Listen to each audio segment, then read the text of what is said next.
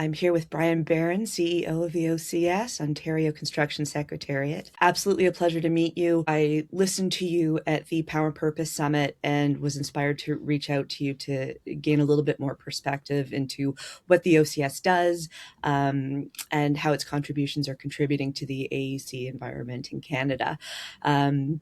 So I guess we'll jump right in. I guess for our readers who only know the OCS by name, how would you explain your role as the middleman where all these different unions and their contractors sit down together and solve industry problems? Yeah, so we're a little bit of an interesting animal across Canada. We're really kind of the only group that does this. We represent Ontario, so we don't represent all of Canada. But we were created in 1993 to really kind of sit, like you said, between the building trade unions and their contractor partners, so the employer side of things. And we've got a three-part mandate. So the first part is to help facilitate collective bargaining. We do that through data, research, that sort of thing. The second part of it is we hold events to help with sort of the networking side of things. And I mean, we firmly believe that that contractors and unions, the first time that they meet, should not be at the bargaining table. They should have an ongoing relationship so that they've got a better understanding going into bargaining as to kind of what some of those pain points are, some of the areas that they can work together on, and that kind of thing. So it's really providing those opportunities for them to get together. And then during that time as well, we use them as a bit of an education side of things as well. So we'll bring speakers in, that sort of thing, that will help to really kind of broaden that capacity around labor relations and that sort of thing. And then the last part of it is to help advance unionized construction in the ICI sector. So really trying to help promote what the unionized sector brings to the industry. And we do that a lot through research. We, attend a lot of conventions, conferences, that sort of stuff to really, spread kind of what we do and how we do it. And you're working with about 25 unions currently? So it was 25 until last year, and then one of them split, and we're now at 26. Excellent. Well, speaking of pain points, I know that you spent about 20 years as a health and safety inspector, which I think uniquely positions you to understand the guts of construction, if you will. What do you think is the one recurring headache that you saw on sites back then that you're now maybe trying to fix through the OCS? Oh, it's definitely not without question, it's culture, health and safety culture. I mean, you take a look at a company that has embraced health and safety, really embraced sort of the concept and built it into their day-to-day function. And you'll find a well-run project all day long. Where companies tend to sort of separate that and say, well, it's sort of an add-on, it's something that we think about afterwards and that sort of stuff, it's going to be a fail all day long. It leads to complacency. It leads to really kind of ultimately excuses around why you're not doing something and really why you've kind of taken your eye off of what it is you're trying to accomplish. So I think that's probably the big overarching one. I mean, you can break it down further into different hazards, that sort of stuff. Bottom line is it's when a company really hasn't adopted it as part of their culture, that's the biggest issue for sure. Yeah. No, that makes total sense. In terms of the OCS's three pillars, so conducting research, fostering those collaborative relationships, strengthening the unionized sector, which of those do you think is currently facing the most pressure as we navigate the current economy? Well, I mean, obviously there's a lot of financial pressures with, and really most of it comes down to uncertainty. We really haven't seen the impacts of the tariffs. Like we have in some areas like steel, aluminum, that kind of stuff. Obviously there's been significant impacts, but CUSMA is still, so the Canada-US-Mexico agreement is still prevailing right now. So a lot of the products that are being brought across are still covered under that. So they're tariff free. So we're going to be, I suspect, seeing a little more sort of unrest as we start to renegotiate that. Hopefully it's renegotiated in a favorable way. But I think ultimately right now it's the uncertainty. So uncertainty around projects, investment, that sort of stuff. And we're really seeing that in the industrial sector. So in the manufacturing side, so the construction of new automotive facilities and that sort of stuff has taken a significant hit. Fortunately, we do have a very strong pipeline of infrastructure work. So things like hospitals, transit, that sort of stuff are really keeping the ICI industry alive. Okay. So I would say that that's one of the big components for us. But I think one of the big pushes for the OCS right now is looking at procurement. So publicly funded projects, making sure that people are not just picking lowest bid. I mean, right now, that is where we're seeing it. And whether you're unionized or non-unionized, that's just not the market value of construction. So really what we're seeing is predatory bidding coming in, which is ultimately just a race to the bottom. So what ends up happening is you end up, giving an unrealistic number that ultimately is going to get inflated during construction through things like extras. And then unfortunately, in some cases, like what we saw at the city of Sudbury, with an unfortunate incident where, somebody was killed on a construction project, the city got drawn in as an employer. So you end up with a lot of additional costs that are put in as a result of some of these bidding practices that we're really trying to correct, trying to educate municipalities and that sort of stuff as to what they should be looking for in, a responsible bid. Right. Now, I know you've said that health and safety have to be intentional rather than just adapting on the fly. Do you think that same philosophy of intentionality drives the OCS's broader focus on things like responsible procurement and high quality research? Absolutely. Yeah. No, it really does come down to, you know, it's, I don't want to get into sort of specifics about, Sure. articles that are out there and that sort of stuff, but there are certain groups who put articles out claiming that, hiring on unionized contractors leaves a lot of money on the table. It's expensive, all this other stuff. And the reality is the studies actually don't bear that at all. Like they don't actually bring any of that out. Bottom line is really, regardless of the approach that you take towards the contract that you bring on, you really want to be very intentional as to what you're looking for. You want to make sure that they're a fit with the culture within sort of who, as the buyer of construction, you want to make sure that that contractor fits with who you are, but they're also not exposing you to risk. And when you look at risk, it's through, shoddy workmanship, shoddy materials, but then also from a health and safety perspective, making sure that you're operating in a way that reflects your company's values. Yeah, and obviously it has to go from top down. It's interesting, despite all of the challenges that we've outlined, I think the union sites have 31% fewer injury claims based on OCS data. So roughly. Yeah. In your experience, do you think that's because of better training programs? Is it just a different mindset once you walk through the gates? There's a couple of reasons for it. So it does start with training. So there is a massive investment. So I think it's about $70 million a year is invested in unionized training centers. There's over 100 of them across the province. Many of them are they have their TDA status. And really what that does is that provides a proper apprenticeship for both compulsory and voluntary trades. So walking through sort of that mentorship of the actual trade itself. So you're getting, multiple training points throughout that apprenticeship on your way to becoming a full journey person. So that's sort of step number one. Included with that is all of the related health and safety training, orientations to construction and that sort of stuff. Because let's face it, construction projects are inherently dangerous, just by virtue of kind of, how it all works. The second part to this, and I think the part that a lot of people don't necessarily see, is the advocacy that the unionized industry brings for workers. The Occupational Health and Safety Act is built on something called the internal responsibility system. It's where everybody has an inescapable role towards health and safety within their own authority. So to give you an example, a CEO of a company would have the responsibility to ensure that policies and procedures are in place to protect those workers. Supervisors have the responsibility to implement them, and workers have the responsibility to follow them. That's kind of how it all works. But there's another check and balance that's in that system as well, and that's health and safety representatives, joint health and safety committees, and worker trade committees, which act as advocates for those workers. So if they do have any concerns, they can bring it up to an impartial third party and have those health and safety issues addressed. Right. Unions work much the same way, where you've got this third party sort of advocate that, is somebody that a worker can go to that doesn't exist in the non-union environment. Now, obviously you would love a situation, union or non-union, where you could go directly to your supervisor and say, hey, listen, this isn't safe, or I feel unsafe, or I'm not sure about this, or I don't have the training. That's how this should work in every situation. Unfortunately, it doesn't always work that way. So it is helpful to have somebody else that will advocate on your behalf. And then there's also a collective bargaining agreement that's there as well, which lays out the conditions for sort of employment, as well as that grievance procedure and that sort of stuff. So there's multiple components that come in, but bottom line is it's really the training is significantly more advanced than a lot of other areas, and you've got the advocacy portion.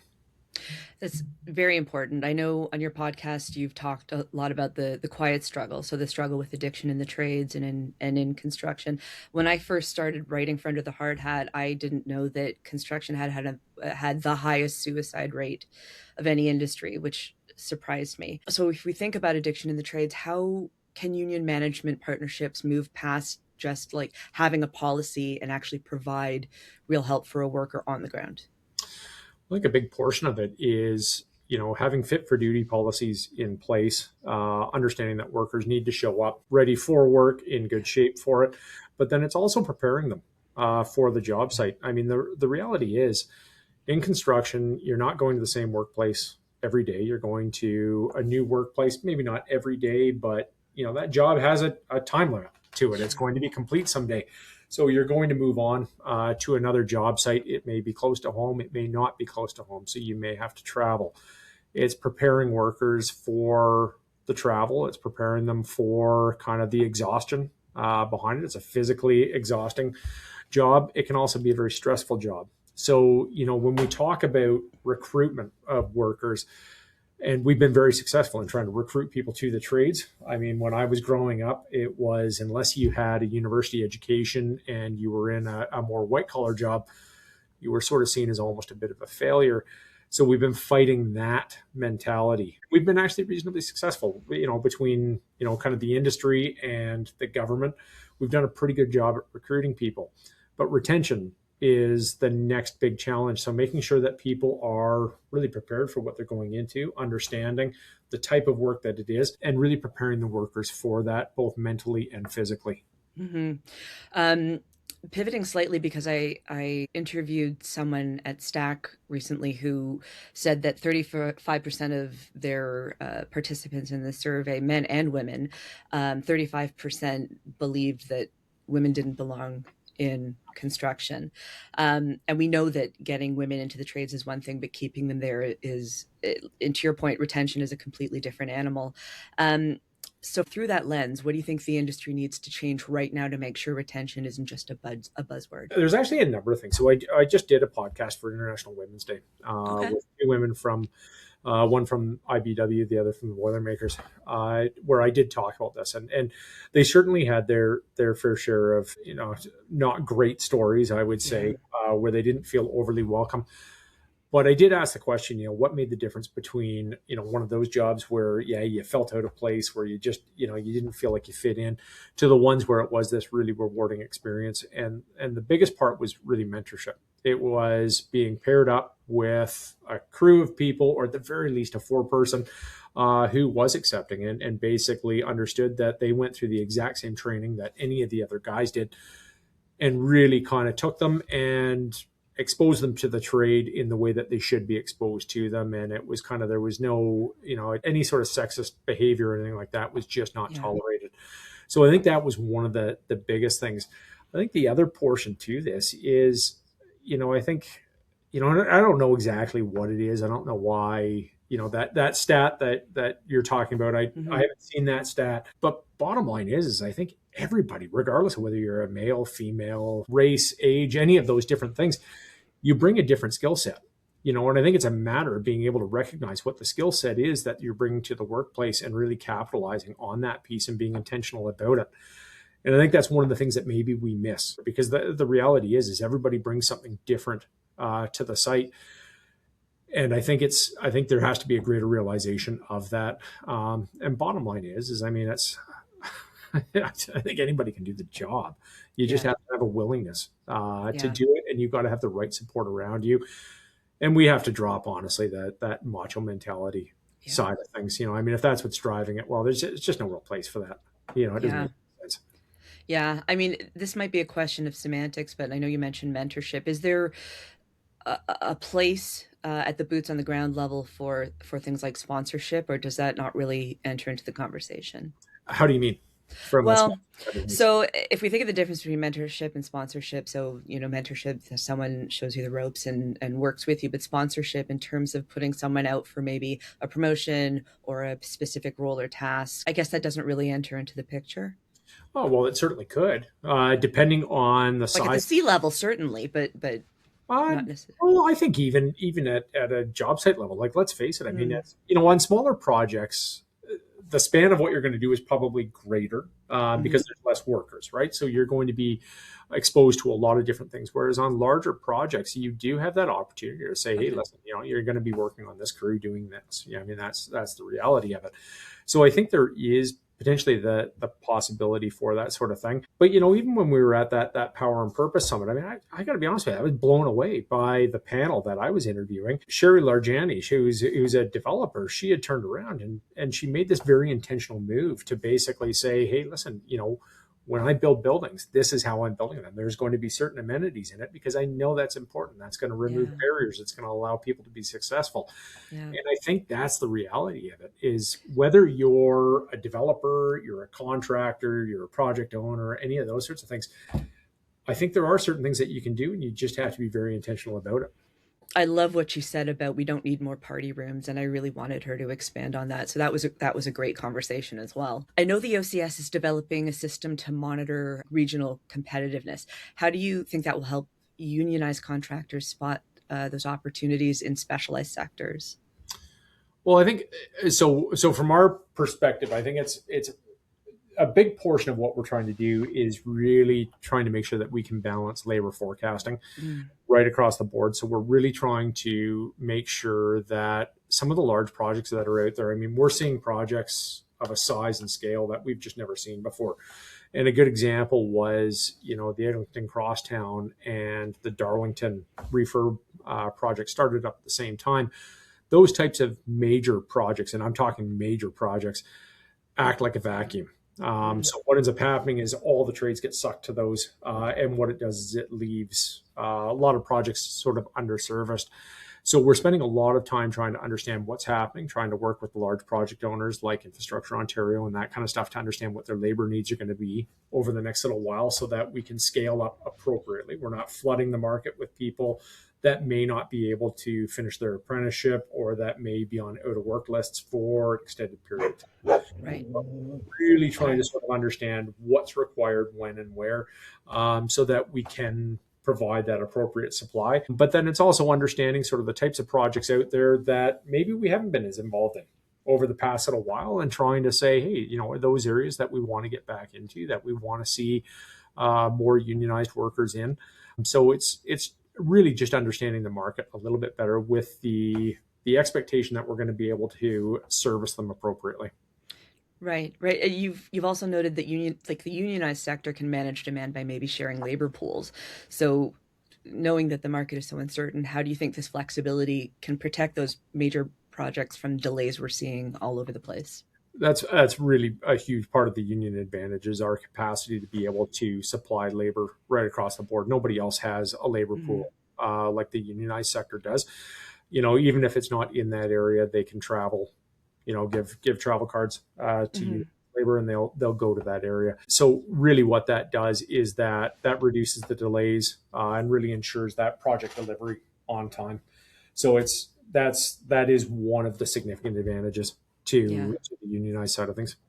That's amazing. I think you had a recent survey that showed that some contractors are optimistic while others are bracing for a massive dip. I mean, we're talking about the silver tsunami, the massive retirement, the Mhm. lack of trades and construction. I think something like half a million by 2030. What's your best advice for a smaller firm that's maybe feeling the pinch of high interest rates right now? So I don't know that it's an interest rate issue. So the Bank Okay. of Canada right now is at 2.25%. That's a really manageable number. Mm-hmm. I think where we're seeing probably some of that interest rate discussion is more on the residential side. So really what they're looking at is trying to bring the fees and that sort of stuff down to really spark that growth in the residential end of it.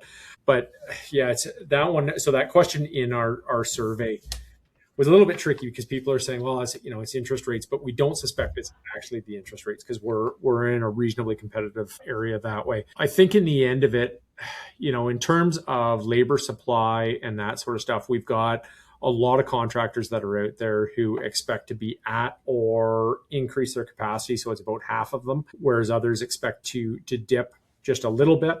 And then some also expect that labor is going to be harder to find. And where we see that probably the most dramatically is up in the north, which that's got its own set of challenges. I mean, a lot of the jobs up there are geographically very isolated. Yeah. So it can be a little bit difficult that way. But bottom line is the pipeline of work for the ICI sector is very strong right now, and we anticipate it to continue to be strong throughout this year and into next as well. So it does look very good that way. The unions are constantly working to understand the market to ensure that they've got the right number of apprentices coming in, because like you said, with the silver tsunami, a lot of people retiring, we always have our eye on that. Now, some of that strain has alleviated a little bit because of the slowdown in residential. So some of those workers do have the ability to come over to the ICI side. So we're seeing a little bit of relief that way, but it's definitely something. I mean, we've got lots of groups that we work with, groups like Build Force, that monitor these numbers constantly, where we're able to kind of see what's coming up, and they will monitor even individual projects as well, to kind of see whether they've been delayed, canceled, that sort of stuff, to get the best sense as to what's happening. Okay, that's fantastic. Is there anything that I didn't ask you that you might want our readers to know?